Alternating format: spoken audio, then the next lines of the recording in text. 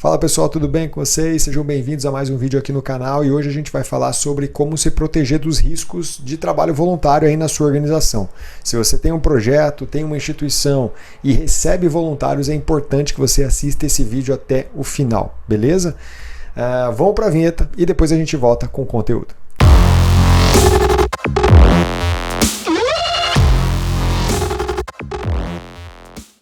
Vamos lá, gente, antes de entrar no conteúdo desse vídeo, se você ainda não é inscrito no canal, está passando aqui pela primeira vez ou já viu mais vídeos aqui e ainda não se inscreveu, dá uma força pra gente, coloca aqui o botão, aperta o botão de se inscrever, ativa o sininho de notificações para você receber alerta de vídeo novo, deixa o like aqui também para o YouTube entender que esse vídeo é relevante e espalhar isso para mais pessoas. Se você conhece também amigos, parentes que trabalham com projetos sociais, ou desejam começar alguma coisa e esse vídeo é importante para eles, compartilha, manda lá no zap da galera para que eles possam conhecer o canal, assistir o vídeo e também fazer parte aqui do nosso movimento. Tudo bem? Se você também precisa de treinamento, muita gente me procura falando, poxa, eu queria começar um projeto ou tenho um projeto, mas estou perdido, não consigo fazer ele crescer, não consigo captar recursos. Se você precisa de treinamento nessa área, eu vou deixar todos os meus cursos, treinamentos online, todas as possibilidades que vocês têm de acessar materiais, cursos, treinamentos comigo, vou deixar na descrição desse vídeo e no primeiro comentário fixado, beleza? Passa lá, dá uma olhadinha, tem muita coisa bacana para você. Bora lá então falar sobre voluntariado. Vamos lá, gente. Então, se você está aqui assistindo esse vídeo é porque você está interessado em projeto social. Talvez você está começando alguma iniciativa ou você já tem um projeto acontecendo em fase inicial ou já está numa instituição que está bem consolidada.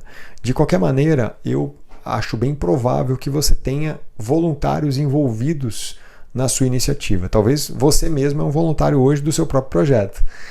Mas de qualquer maneira você tem outras pessoas envolvidas naquilo que você está fazendo. Isso é bem importante você saber. Toda iniciativa começa com pessoas. As pessoas são os recursos principais que a gente tem quando a gente quer fazer esse movimento social. Por mais que você tenha uma instituição que tenha capacidade financeira de contratar todos os funcionários que ela deseja, eu sempre recomendo, precisa ter as áreas de voluntariado, as vagas de voluntariado disponíveis. Você não vai ver uma organização grande com muita capacidade financeira sem nenhum tipo de ação de voluntariado, sem possibilidades, oportunidades das pessoas participarem. Por quê? Porque isso é a força principal de um projeto social, de uma iniciativa de impacto. Então, saiba disso. Os primeiros voluntários sempre são os nossos amigos, nossos parentes, pessoal da igreja, pessoal da rua que se movimenta, acredita em você, te conhece e começa a se movimentar junto contigo para transformar a vida das pessoas ou de alguma causa que vocês defendem de maneira coletiva. Isso não pode ser perder de vista, é muito importante e você deve continuar.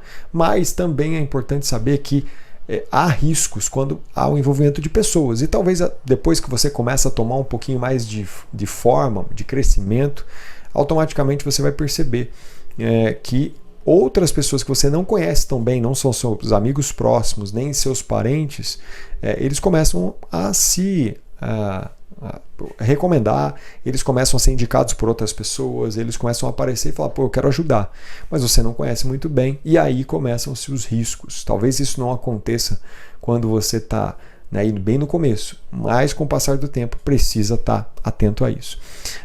Pensando nesse tema e nesses riscos que eu estou trazendo para vocês, é bem importante que você saiba que existe uma lei do voluntariado, uma lei que rege o voluntariado no Brasil, ok? Eu até coloquei aqui, anotei alguns pontos importantes para você saber, eu vou colocar aqui na tela para você. Olha só, a lei do voluntariado é a lei número 9.608 de 1988. E ela diz no artigo 1º, ela diz assim: considera-se o serviço voluntário para fins desta lei a atividade não remunerada prestada por pessoa física a entidade pública de qualquer natureza ou a uma instituição privada de fins não lucrativos que tem que tenha objetivos cívicos, culturais, educacionais, científicos, recreativos ou de assistência social, inclusive mutualidades.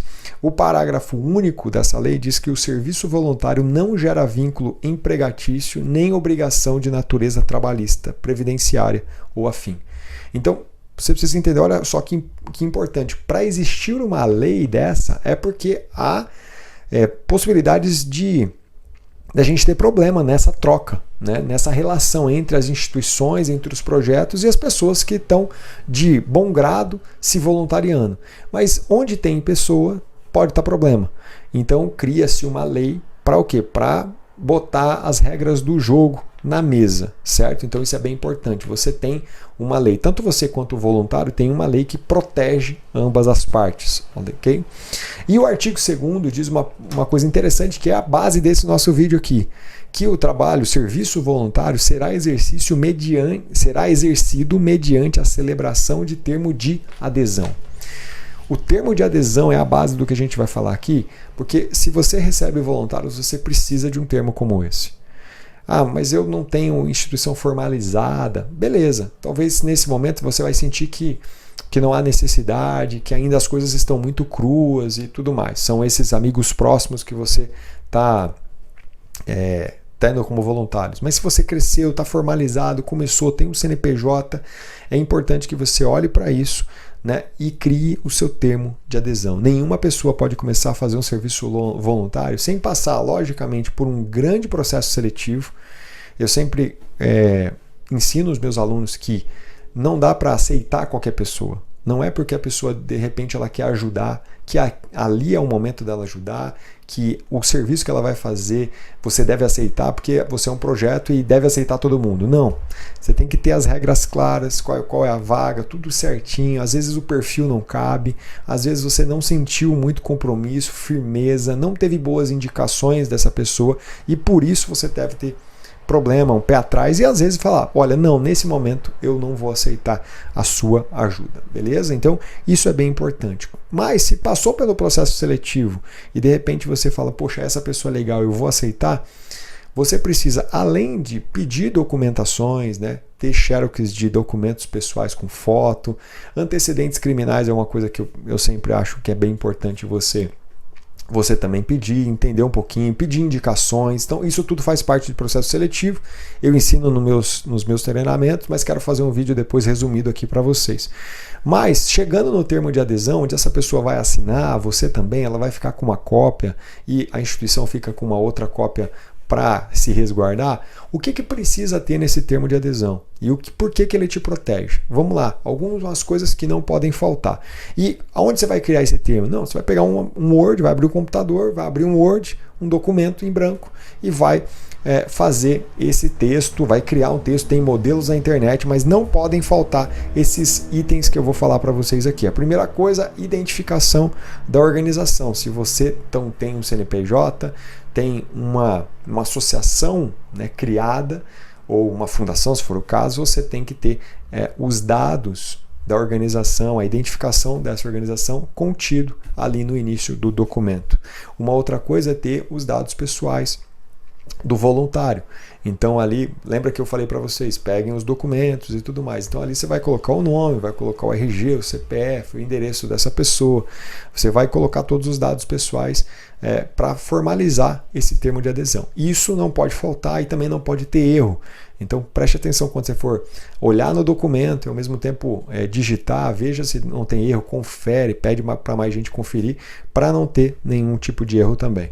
Outra coisa, precisa ter a informação de qual serviço que vai ser realizado.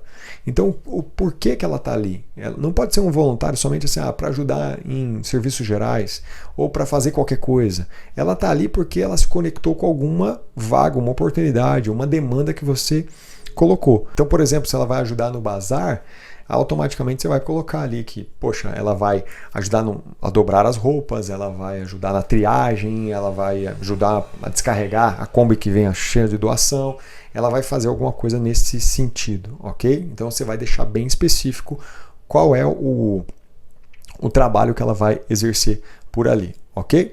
Outra coisa que não pode faltar é a carga horária da semana que ela tem ou os o dia da semana ou o horário que ela vai exercer. Você precisa deixar bem específico isso, que como que vai ser o trabalho dela, o horário dela durante a semana, tá bom? Então você pode colocar, ela vai vir segunda e quarta, das 2 da tarde, das 2 às 5 da tarde. Ou você pode ir por um caminho da carga horária. Ela vai exercer serviço voluntário com carga horária total semanal de 6 horas. Você vai colocar tudo isso ali no papel para deixar bem específico. Não pode deixar aberto. Ok? Muita gente me pergunta assim, então, mas um voluntário pode fazer 8 horas por dia?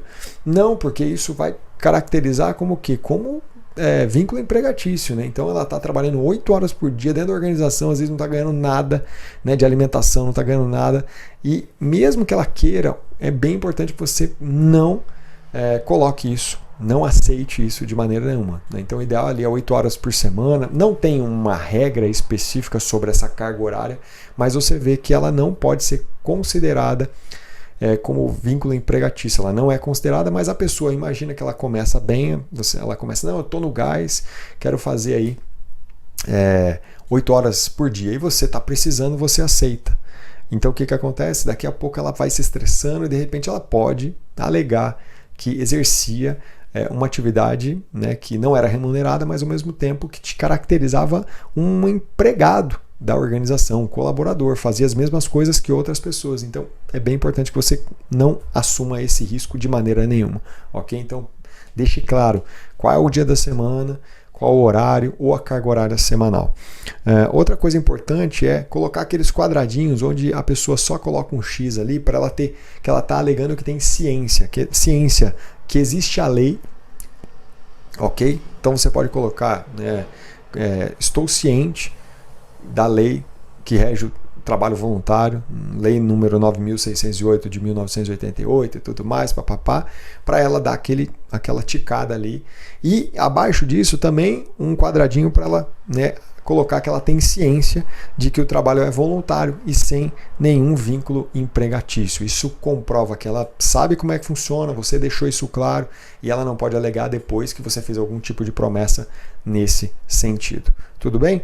E por último, gente, colocar ali uma informação, né, sobre o ressarcimento de despesas de atividade voluntária, desde que elas forem comprovadas. Então é bem importante que às vezes o voluntário, ele está na instituição, você vai fazer uma atividade fora num sábado ou em domingo, por exemplo. Então ele quer participar, e aí você vai para algum lugar mais longe e tudo mais. Ele tem a despesa, às vezes, de comida, de transporte, e ele pode, ele tem na lei a possibilidade de pedir esse ressarcimento. Por quê? Porque ele não deve gastar nada do bolso, caso ele não queira, para poder fazer o trabalho, certo? Então, como ele não recebe nada, ele também não pode ter nenhum gasto nesse sentido.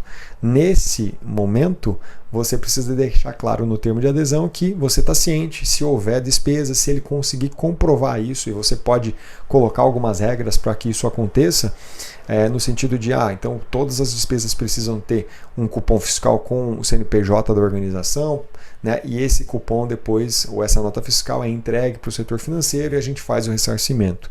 Mas é importante que tenha esse texto, esse mini texto ali no documento também. Tudo bem? Então a gente passou por alguns pontos principais. Se você tiver todos eles, você está bem mais tranquilo, menos risco, obviamente que sempre tem, mas ao mesmo tempo você está se resguardando, certo?